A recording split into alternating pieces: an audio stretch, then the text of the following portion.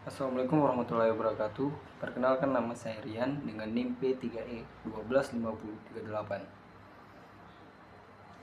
Saya dari kelas B. Selamat datang di video pengganti UAS mata kuliah Teknologi Informasi. Pada kesempatan ini kita akan membahas 3 topik penting yang tidak bisa dilepas dari dunia teknologi informasi saat ini.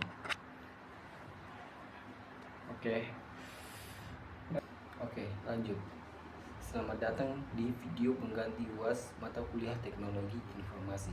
3 topik yang akan kita bahas yaitu keamanan informasi, etika teknologi informasi, dan manajemen data. Video ini dirancang agar kita memahami dasar-dasar konsepnya serta aplikasinya dalam kehidupan sehari-hari dan lingkungan kerja. Oke, mari kita mulai. Pertama, kita akan membahas keamanan informasi. Keamanan informasi secara sederhana. Informasi ini adalah upaya untuk melindungi informasi dari akses, penggunaan, perubahan, pembusukan, atau penyebaran yang tidak sah. Tujuannya adalah memastikan informasi tetap rahasia, akurat, dan tersedia saat dibutuhkan. Komponen utama. Pertama, kerahasiaan. Hanya pihak berwenang yang bisa mengakses informasi. Misalnya, data nasabah bank yang hanya bisa dilihat oleh petugas yang berhak. 2. Integritas. Informasi tetap akurat dan tidak diubah secara tidak sah. Misalnya, data transaksi yang tidak dimanipulasi. 3. Ketersediaan. Ancaman umum seperti pencurian identitas, serangan phishing, dan kesalahan manusia dalam menangani data. Oke, langkah pencegahan. Kita masuk di langkah pencegahan. Ada pun langkah pencegahannya yaitu menggunakan kata sandi yang kuat dan autentikasi 2 faktor, memperbarui sistem dan perangkat lunak secara berkala, melakukan backup data secara teratur. Terakhir, memberikan pelatihan kepada pengguna tentang praktik aman.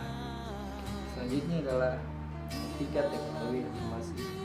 Ini adalah prinsip-prinsip moral yang mengatur penggunaan, pengembangan, dan pengelolaan teknologi informasi. Tujuannya adalah memastikan teknologi digunakan untuk kebaikan bersama dan tidak merugikan pihak lain. Prinsip utama etika teknologi informasi. 1. Hak atas privasi. Hak atas privasi. Setiap orang berhak mengontrol informasi pribadinya. Misalnya, perusahaan tidak boleh mengumpulkan data penggunaan tanpa persetujuan yang jelas. 2. Keadilan. Teknologi harus dapat diakses dan memberikan manfaat secara adil bagi semua kalangan, tidak hanya kelompok tertentu. 3. Akuntabilitas. Siapapun yang mengembangkan atau menggunakan teknologi harus bertanggung jawab atas dampaknya. 4. Kejujuran. Tidak boleh menggunakan teknologi untuk menyebar informasi yang salah atau melakukan aktivitas ilegal. Kasus contoh yang perlu diperhatikan.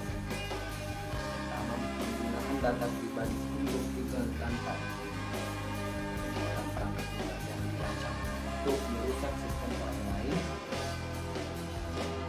Diskriminasi yang disebabkan oleh algoritma yang tidak adil. Oke, lanjut. Pedoman dan tindak kritis selalu menggunakan tujuan sebelum mengumpulkan atau menggunakan data orang lain. Jaga kerahasiaan informasi yang dipercayakan menggunakan teknologi hanya untuk tujuan yang sah, menyebarkan informasi yang akurat dan dapat dipercaya. Terakhir adalah manajemen data. Manajemen data ini adalah proses mengelola siklus hidup data mulai dari penyimpanan, pengolahan,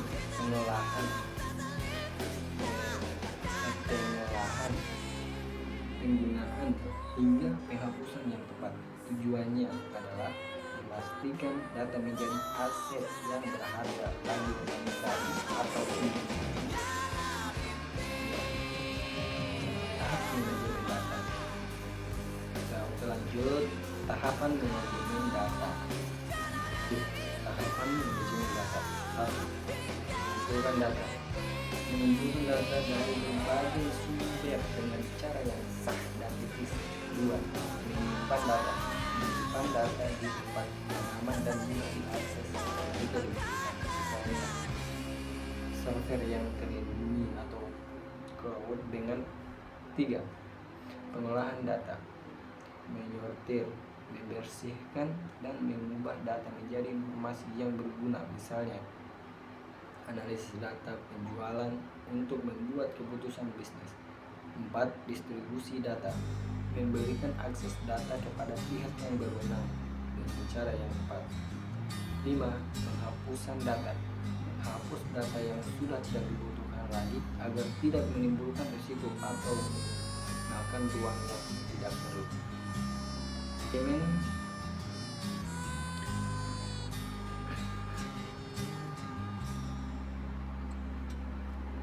Oke, lanjut. Manfaat manajemen data yang baik: meningkatkan akurasi dan keandalan informasi, mengurangi risiko kehilangan atau pencurian data. 3. Membentuk dalam pengambilan keputusan yang tepat. 4. Memenuhi persyaratan hukum dan peraturan tentang data, misalnya peraturan perlindungan data pribadi atau PPDP di Indonesia. Oke, praktik baik dalam manajemen data. Pertama, membuat kebijakan pengelolaan data yang jelas.